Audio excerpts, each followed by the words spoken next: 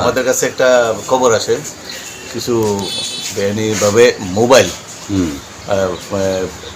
কেকেনগর রাস্তার দিকে ঢুকছে একটা গাড়ি নিয়ে।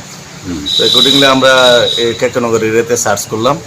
ওইখানে কেকেনগর যে গোডাউন আছে, গোডাউনের পিছনে আমরা প্রায় 20টা কার্টুনে আমরা 440টা মোবাইল আমরা রিকভারি করতে সক্ষম হয়েছি গোডাউনের পাশে।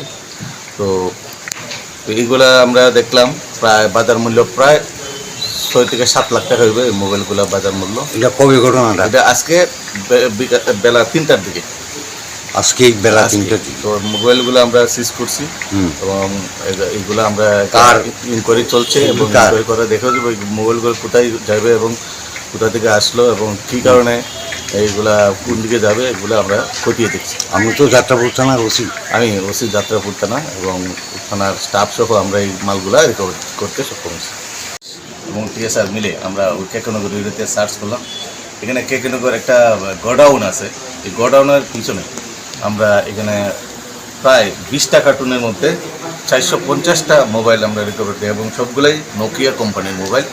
এই মোবাইলগুলো 15 আগস্টের আগে কোথায় যাবে এবং কী কারণে যাবে এইগুলো আমরা ইনভেস্টিগেশন করে দেখছি এবং খতিয়ে দেখছি এবং কে মোবাইলগুলা পাচার করছে বা কার কাছে বিক্রি করবে এগুলো আমরা ইনভেস্টিগেশন চলছে এবং দেখছি। কাউকে গ্রেপ্তার করা সুযোগ হয়েছে? এই ব্যাপারে এখনো পর্যন্ত কাউকে গ্রেপ্তার করা যায়নি।